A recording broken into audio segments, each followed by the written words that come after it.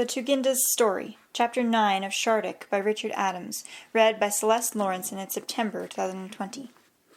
The Tuginda's Story.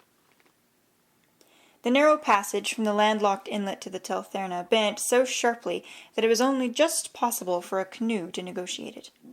The rocky spurs on either side overlapped, closing the inlet like a wall, so that from within nothing could be seen of the river beyond. The little bay, running inland between its paved shores, ended among coloured water-lilies at the outfall of the channel by the Terrace-stone. Waiting with Melithus while the servants loaded the canoes, Keldrek gazed upwards, past the bridge which he had crossed the night before, to where the ledges opened above, their shapes like that of a great arrowhead lying point downward on the hillside between the woods. The stream, he saw, was no longer flowing over them. It must have returned, during the night, to its normal course. High up, he could make out the figures of girls stooping over hoes and baskets, weeding and scouring among the stones. When the loading of the canoes had begun, the sun had not yet reached this north-facing shore, but now it rose over the ledges and shone down upon the inlet, changing the opaque grey water to a depth of slow-moving luminous green. Sharp shadows fell across the pavements from the small stone buildings standing here and there among the edges, some secluded among the trees, others in the open among grass and flowers. He wondered how old these buildings might be. There was none such in Ortelga. The whole place could be the work only of people long ago. What sort of people could they have been who had constructed the ledges? Blinking, he turned away from the sun to watch the grave, silent girls loading the canoes. On Ortelga there would have been gossip, banter, songs to lighten the work. These women moved deliberately, and spoke only such few words as were needed. They were silent, he supposed, by custom and the rule of the island. What a release it would be to leave this shady, mind-bemusing place of secrets and sorcery. Then he recalled whither they were bound, and felt again the clutch of fear in his stomach. An elderly, grey-haired woman, who had been directing the girls at their work, left the waterside and approached Melithus. "The loading is done, Sayet," she said. "Do you wish to check that all is there?" "No, I will trust you, Thula," replied the priestess absently. The old woman laid a hand on her arm. "We do not know where you are going, my dear, or for how long," she said. "Will you not tell me? Do you remember how I comforted you as a child when you used to dream of the slave traders and the war?" "I know all too well where we are going," replied Melithus, "but not when I shall return." "A long journey?" persisted the old woman. "Long or short," answered Melithus, with a quick, nervous laugh, "I promise you that whoever may die, I will take good care that I do not." She stooped, plucked a red flower, held it for a moment to the other's nostrils, and then tossed it into the water. The old woman made a restrained gesture of impatience, like a trusted servant who is privileged to express her feelings. "There is danger, then, my child?" she whispered. "Why do you speak of death?" Melithus stared a moment, biting her lip. Then she unclasped the broad golden collar from her neck and put it into the old woman's hands. "At all events, I shall not need this," she said, "and if there is danger, I shall run faster without the weight of it. Ask me no more, Thula. It is time for us to set out. Where are the Baron's servants?" "He said that they were to return to Ortelga," replied the old woman. "They have already taken their canoe and gone." "Then go yourself now and tell the Baron that we are ready. Goodbye, Thula. Remember me in your prayers." She made her way across the pavement, stepped down into the nearest of the 4 canoes, and motioned to the hunter to take his place behind her. The 2 girls in the stern dipped their paddles, and the canoe drew away from the shore. They crossed the inlet and began to edge their way out through the narrow cleft between the rock spurs. The bow skirted a curtain of trailing, purple-leaved trizada, and Keldrek, knowing how the little thorns tear and smart, dropped his head, shielding his face with his good arm. He heard the stiff leaves clashing against the side of the canoe, then felt a freshness of wind, and opened his eyes. They were outside, and rocking in a bay of slack water under the northern shore. The green shadow of woods above them stretched upstream and across the river. Beyond, the water was blue and choppy, glittering in the sun, and broken here and there into small white-topped waves. Far off lay the blackened, desolate line of the left bank. He looked back over his shoulder, but could no longer discern, among the tangle of green, the cleft from which they had emerged. Then the bow of the second canoe appeared, thrusting through the foliage. Meletus, following his gaze, smiled coldly. "There is no other landing place on the island where a canoe can come to shore. All else is cliff or shoal, like the place where you landed last night." "The Tuginda, then?" he asked. "Is she not coming with us?" The priestess, watching the two remaining canoes as they came out, made no immediate reply, but after a while said, "Do you know the tale of Inanna?" "Why, yes, Sayet. She went underground to beg for her life, and as she passed each gate they took from her clothes, her jewels, and all she had." Long ago, whenever the Tuginda set out from Kiso to seek Lord Shardik, it was the custom that she should have nothing whatever upon her when she left the island. She paused, and then added, "The Tuginda does not wish it to be known on Kiso that she is leaving. By the time they learn that she is gone—" "But if there is no other landing place?" he blurted out, interrupting her. She spoke to the girls at the paddles. "Nito, Nilith, we will go up to the shore now, as far as the quarries." At the western end of the bay, the shore extended to form a point. Below this, the sheltered water was smooth, but once they had rounded it, their progress became laborious. For the headwind was troublesome, and on this side of the island the current ran strongly. They moved slowly upstream, the canoes jumping and bouncing in the choppy water. At length Keldrek could see that some way ahead the steep green slopes gave place to cliffs of grey rock. The face of these cliffs appeared to have been cut and broken into. There were several straight-sided openings, like great windows, and at the foot of the lowest he noticed a kind of sill, a flat, projecting shelf of rock, perhaps 3 or 4 times the height of a man above the water. Through these openings, as they neared, he could catch glimpses of a deep, rock-sided excavation, on the floor of which, here and there, were lying boulders and a few squared slabs of stone, but all seemed neglected and desolate. Meletus turned her head. "That is where they quarried the stone for the ledges." "Who, Sayet? When?" Again she made no answer, merely gazing across at the little waves slapping against the foot of the cliff.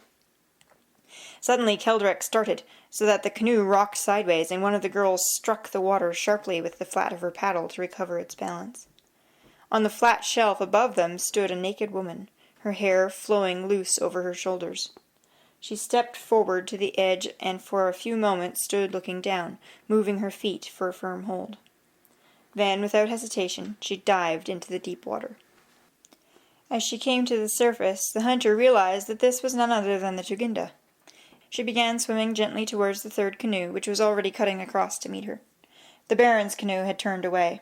Confused, the hunter first closed his eyes, and then, to make sure that the priestess should not rebuke him, buried his face in his hands. "Crendro Meletus!" called the Tuginda, whom Keldrek could hear laughing as she climbed into the canoe. "I thought I had brought nothing with me but a light heart, but now I remember that I have 2 things more, their names, to be restored to our guests. Belcatrazette, can you hear me, or are you hastening out of earshot as well as out of sight?" "Why, Sayet," answered the Baron gruffly, "you startled us, and am I not to respect you as a woman?" "The breadth of the Teltherna is respect indeed. Are your servants not here?" "No, Sayet. I have sent them back to our Telga." "God be with them, and with Meletus, for her pretty arms have been scratched by the Trazada. Hunter, shy, pondering hunter, what is your name?" "Keldrek, Sayet," he replied. "Keldrek Senzoada." "Well, now we can be sure that we have left Kiso. The girls will enjoy this unexpected trip. Who is with us? Sheldra, Nito, Nilith?" She began chatting and joking with the girls, who, from their answers, were clearly convinced that she was in excellent spirits. After a time her canoe drew alongside, and she touched Keldrek's arm. "Your shoulder?" she asked. "Better, Sayet," he answered. "The pain is much less." "Good, for we are going to need you." Although the Tuginda had kept her departure secret, someone besides Meletus had evidently known what she meant to do, and loaded her canoe accordingly, for she was now dressed, as though for hunting, in a tunic of stitched and overlapping leather panels, with leather greaves and sandals, and her wet hair, coiled about her head, was bound with a light silver chain. Like the girls, she was carrying a knife at her belt. "We will not go up to the shore of Ortelga, Meletus," she said. "The Chendrons would see us, and the whole town would be talking within the hour." "How then, Sayet? Are we not to make for the western end of the island?" "Certainly, but we will cross to the further side of the river and then return." Their journey, thus extended, lasted almost until evening. As they crossed, the current carried them downstream, especially when they were obliged to give way to avoid the heavy floating debris still drifting here and there. By the time they had reached the desert of the further bank, with its scorched ashen smell, the girls were tired. There was little or no true shade, and they were forced to rest as best they could, partly in the canoes and partly in the river itself, for they could all swim like otters. Only Melithus, preoccupied and silent, remained in her place, apparently indifferent to the heat. They ate seltzer-nuts, goat's cheese, and rose-pale tendrionas. The long afternoon was spent in working slowly upstream along the dead bank. It was hard going, for every reach was obstructed inshore with half-burned trees and branches, some submerged, others spreading a tangle of twigs and leaves across the surface. There was a continual drift of fine black grit through the air, and the sides of the canoes above the waterline became coated with a froth of ash suspended in the slack water. The sun was nearing the horizon when the Tuginda at last gave the word to turn left and head out once more across the current. Kelderak, who knew the difficulty of judging the ever-changing currents of the Teltherna, realized that she was evidently an experienced and skilful waterman. At all events, her judgment now was excellent, for with little further effort on the part of the weary girls, the river carried them across and down, so that they drifted almost exactly upon the tall, narrow rock at the western point of Ortelga. They waded inshore, dragging the canoes between them through the reeds, and made camp on dry ground among the soft, fibrous root tangles of a grove of quain. It was a wild shore, and as their fire burned up, so that the shapes of the tree trunks seemed to waver in its heat, and outside the sunset faded from the expanse of the river, Kelderek felt again, as he had felt 2 days before, the unusual restlessness and disturbance of the forest around them. "Sayet," he ventured at last, "and you, my Lord Baron, if I may be allowed to advise you, we should let no one wander away from the fire tonight. If any must do so, let them go to the shore, but nowhere else. This place is full of creatures that are themselves strangers, lost and savage with fear." Belcotrazet merely nodded, and Kelderek, afraid of having said too much, busied himself in rolling a log to one side of the fire and scraping it clean to make a seat for the Tuginda. On the further side, the girl Sheldra was setting up the servants' quarters and allotting them their duties. She had said nothing whatever to Kelderek throughout the day, and he, unsure what his place might be, was about to ask her whether he could be of use, when the Tuginda called him and asked him to take the first watch. As it fell out, he remained on guard half the night. He felt no desire to sleep. What sort of sentries would they make, he asked himself, these silent, self-contained girls, whose lives had been enclosed so long by the solitude of Kiso? Yet he knew that he was merely trying, and failing, to deceive himself. They were reliable enough, and this was not the reason for his wakefulness. The truth was that he could not be free, had not been free all day, from the fear of death and the dread of Shardik. Brooding in the darkness, fresh misgivings came upon him as he thought first of the High Baron and then of Melithus. Both felt fear, of this he was sure, fear of death, no doubt, but also, and it was in this that they differed from himself, fear of losing what each already possessed. And because of this fear there lay in both their hearts an actual hope, of which neither would speak before the Tuginda, that he had told them false, and that this search would end in nothing. For to each it seemed that, even if what he had told them were the truth, he or she stood to gain nothing from it. It occurred to him, troubling his heart and heightening still further his sense of loneliness, that the High Baron was actually unable to grasp what to himself was plain as flame. There came into his mind the recollection of an old, miserly trader who had lived near his home some years before. This man had amassed a competence by a lifetime of petty, hard bargaining. One night, some swaggering young mercenaries, returned to Ortelga from a campaign in the service of Bekla, and reluctant to call an end to a drunken frolic, had offered him 3 great emeralds in return for a jar of wine. The old man, convinced of some trick, had refused them, and later had actually boasted of how he had shown himself too sharp for such rubes. Belcotrazet, thought Kelderek, had spent years in making Ortelga a fortress, and looked now to reap his harvest, to grow old in safety behind his pits and stakes, his river moat, and his shendrons along the shore. In his world, the proper place for anything strange or unknown was outside. Of all hearts on Ortelga, perhaps, his was the least likely to leap and blaze at the news of the return of Shardik, the power of God. As for Melithus, she was already content with her role as priestess and her island sorcery. Perhaps she hoped to become Tuginda herself in time. She was obeying the Tuginda now merely because she could not disobey her. Her heart, he felt sure, shared neither the Tuginda's passionate hope nor the Tuginda's deep sense of responsibility. It was natural, perhaps, that she should be afraid. She was a woman, quick-witted and young, who had already attained to a position of authority and trust. She had much to lose if a violent death should strike her down. He recalled how he had first seen her the night before, asserting her dismaying power on the flame-lit terrace, discerning among the night travellers from Ortelga the presence of a secret lying unspoken in his heart and in none other. At the memory he was overcome by a keen pang of disappointment. The truth was that the incomparable news which he had brought she would have preferred not to learn. "They are both far above me," he thought, pacing slowly across the grove, his ears full of the incessant croaking of the frogs along the shore. "Yet I, a common man, can see plainly that each is clinging, or trying to cling, to that which they fear may now be changed or swept away. I have no such thoughts, for I have nothing to lose, and besides, I have seen Lord Shardik, and they have not. Yet, even if we find him again and do not die, still, I believe, they will try by some means or other to deny him, and that I could never do, come of it what might." The sudden harsh cry of some creature in the forest recalled him to the duty he had undertaken, and he turned back to his watch. Crossing the clearing once more, he threaded his way among the sleeping girls. The Tuginda was standing beside the fire. She beckoned, and as he approached, looked at him with the same shrewd, honest smile which he had seen first at the Terrathstone, before he had known who she was. "Surely, Kelderek, your watch is long over?" she asked. "If another were to take my place, Sayet, I could not sleep, so why should I not watch?" "Your shoulder hurts?" "No, my heart, Sayet." He smiled back at her. "I am ill at ease. There's good cause."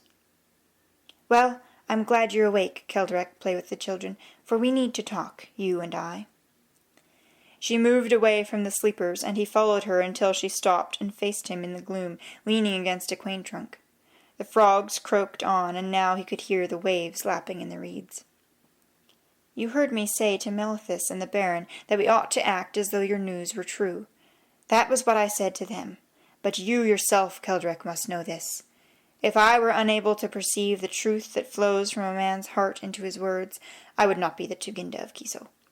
I am in no doubt that it is indeed Lord Shardik that you have seen." He could find no reply, and after a little she went on. "So, of all these countless thousands who have waited, we are the ones, you and I." "Yes, but you seem so calm, Sayet, and I am full of fear. Ordinary coward's fear. Awe and dread I feel indeed, but most I am afraid simply of being torn to pieces by a bear. They are very dangerous creatures. Are you not afraid too?" She replied to his question with another. "What do you know of Lord Shardik?" He thought for a time and then answered, "He is from God. God is in him. He is the power of God. He departed and he is to return. Nay, Sayet, one thinks he knows until another calls for the words. Like all children, I learned to pray for that good night when Shardik will return." "But there is such a thing as getting more than we bargain for. Many pray. How many have really considered what it would mean if their prayers were granted?" "Whatever may come of it, Sayet, I could never wish that he had not returned. For all my fear, I could not wish that I had never seen him." "Nor I, for all mine. Yes, I am afraid too. But at least I can thank God that I have never forgotten the true work of the Tuginda, to be ready, in all sober reality, night and day, for the return of Shardik. How often by night have I walked alone on the ledges and thought, if this were the night, if Shardik were to come now, what should I do? I knew I could not but fear, but the fear is less. she smiled again. Less than I feared. Now you must know more, for we are the vessels, you and I. She nodded slowly, holding his eyes among the shadows. And what that means we shall learn, God help us, and in his good time. Kelderek said nothing. The Tuginda folded her arms, leaned back once more against the tree, and went on. It is more than a matter of the people falling flat on their faces. Much, much more. Still he said nothing. Do you know of Bekla, that great city? Of course, Sayet. Have you ever been there? I? Oh no, Sayet. How should a man like me go to Bekla? Yet many of my skins and feathers have been brought by the factors for the market there. It is 4 or 5 days' journey to the south, that I know. Did you know that long ago, no one knows how long, the people of Ortelga ruled in Bekla? We were the rulers of Bekla? We were. Of that empire which stretched north to the shores of the Teltherna, west to Paltesh, and south to Sarkid and Ikad Yeldashe. We were a great people.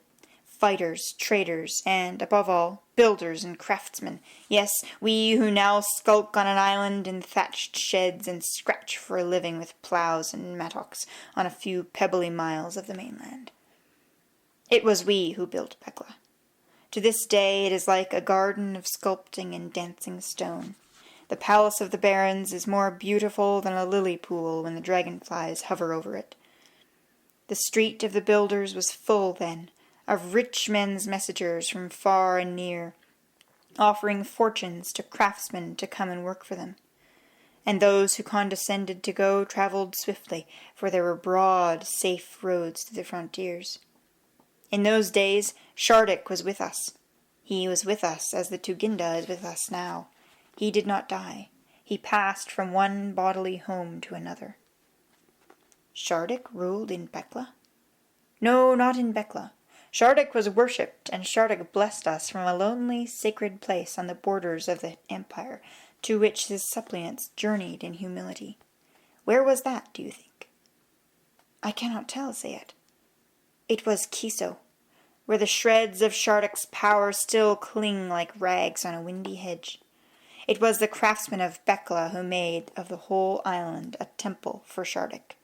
They built the causeway from the mainland to Ortelga, the causeway that is now broken, for the bands of pilgrims, after they had assembled on the mainland shore among the two-sided stones, would be brought first to Ortelga, and thence make the night journey to Kiso, just as you made it last night. Our craftsmen, too, levelled and paved the terrace where Malthus met you, and over the ravine in front of it they made the bridge of the suppliants, a span of iron, slender as a rope, by which all strangers had to cross or else go back. But that bridge is fallen this many a year, fallen long before we were born, you and I. Behind the terrace, as you know, lies the upper temple, which they cut out of the rock. You did not see the interior, for you were in darkness. It is a high chamber, 20 paces square, hewn throughout 30 years, flake by flake out of the living rock. And more than all this, they made the ledges, the greatest artifact in the world. 4 generations of stonemasons and builders worked for more than 100 years to complete the ledges. Those who began it never saw the end. And they paved the shores of the bay below and built the dwellings for the priestesses and the women. And Shardik, Sayet, how was he housed? He was not. He went where he would. He roamed free, sometimes among the woods, sometimes on the ledges. But the priestesses hunted for him, fed him, and looked after him. That was their mystery. But did he never kill? Yes, sometimes he would kill. A priestess in the singing, if such was God's will, or perhaps some overbold suppliant who had approached him rashly or provoked him in some way. Also, he knew the truth in men's hearts, and could tell when one was secretly his enemy. When he killed, he did so out of his own divining. We did not set him on to kill. Rather, it was our mystery and our skill to tend him so that he did not. The Tuginda and her priestesses walked and slept near Shardik. This was their art, the wonder that men came to see, the wonder that gave Bekla its luck and mastery. And was he mated? Sometimes he was mated, but it did not have to be so. Whom God made Shardik was a matter of signs and omens, of his will rather than of human intent. Sometimes, indeed, the Tuginda would know that she must leave Kiso and go to the hills or the forest with her girls to find and bring back a mate for Shardik. But again he might live until he seemed to die, and then they would go to find him reborn and bring him home. How? They had ways of which we still know, or hope that we know, for they have been long unused, both drugs and other arts by which she could be controlled, though only for a little time. Yet none of these was sure. When the power of God appears in earthly form, he cannot be driven here and there like a cow, or where would be the wonder and the awe? Always with Shardik there was uncertainty, danger, and the risk of death, and that at least is one thing of which we can still be sure. Shardik requires of us all that we have, and from those who cannot offer so much freely, he may well take it by force. She paused, gazing unseeingly into the dark jungle, as though remembering the power and majesty of Shardik of the Ledges and his Tuginda long ago. At last Keldric asked, "But those days came to an end, Sayet." "They came to an end. The full story I do not know. It was a sacrilege too vile to be fully known or spoken. All I can tell is that the Tuginda of that time betrayed Shardik, and betrayed the people and herself. There was a man, no, not fit to be called a man, for who but one lost to God would dare to contrive such a thing? A wandering slave-trader. She became with him, and here the Tuginda, overcome, stood silent, her body pressed back against the trunk of the quain, shuddering with disgust and horror. At length, recovering herself, she went on. He slew Shardik, and many of the sacred women also. The rest he and his men took for slaves, and she, who had once been called Tuginda, fled with him down the Teltherna. Perhaps they came to Zeray, perhaps to some other place, I cannot say, it does not greatly matter. God knew what they had done, and he can always afford to wait. Then the enemies of Bekla rose up and attacked it, and we were left without heart or courage to fight them. They took the city. The High Baron died at their hands, and what was left of the people fled over the plain and the Gelt Mountains to the shores of the Teltherna, for they hoped that if they fled as suppliants to these islands they might save at least their lives. So they crossed to Ortelga and broke up the causeway behind them, and their enemies left them there, to scratch in the earth and scavenge in the forest, for they had taken their city and their empire, and it was not worth their while to attack desperate men in their last stronghold. Kiso, too, they left them, for they feared Kiso, even though it had become an empty, defiled place. Yet one thing they forbade. Shardik was never to return, and for a long time, until there was no more need, they kept watch to make sure of this. The years passed, and we became an ignorant, impoverished people. Many Ortelgan craftsmen drifted away to sell their skill in richer places, and those who were left lost their cunning for lack of fine materials and wealthy custom. Now we venture as far on the mainland as we dare, and trade what resources we have, rope and skins, for what we can get from beyond. And the barons dig pits and post gendrons to keep themselves alive on a spit of jungle that no one else requires. Yet still the Tuginda, on her empty island, has work. Believe me, Keldric, she has work, the hardest. Her work is to wait. To be ready, always, for Shardik's return. For one thing has been plainly foretold again and again by every sign and portent known to the Tuginda and the priestesses, that one day Shardik will return. Keldric stood for some time looking out towards the moonlit reeds. At length he said, "And the vessels, Sayet? You said that we were the vessels." "I was taught long ago that God will bless all men by revealing a great truth through Shardik and through two chosen vessels, a man and a woman. But those vessels he will first shatter to fragments, and then himself fashion them again to his purpose." "What does this mean?" "I don't know," answered the Tuginda. "But of this you can be sure, Keldric Zenzuata. If this is indeed Lord Shardik, as I, like you, believe, then there will be good reason why you and none other have been chosen to find and serve him. Yes, even though you yourself cannot guess what that reason may be. I am no warrior, Sayet. It has never been foretold that Shardik's return will necessarily mean that power and rule is to be restored to the Ortelgans. Indeed, there is a saying, God does not do the same thing twice. Then, Sayet, if we find him, what are we to do?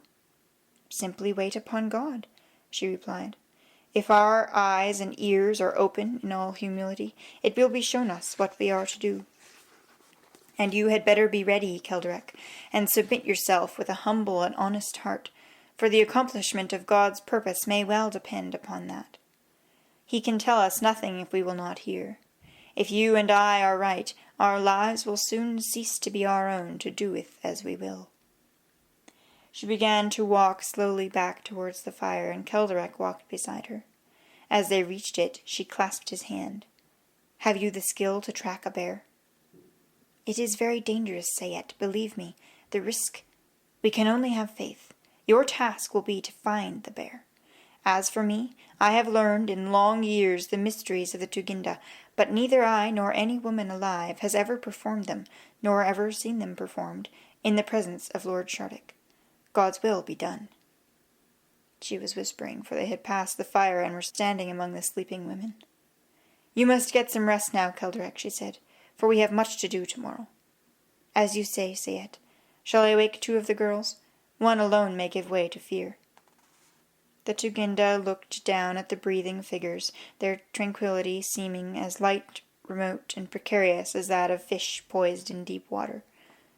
Let the poor lasses rest, she said. I will take the watch myself.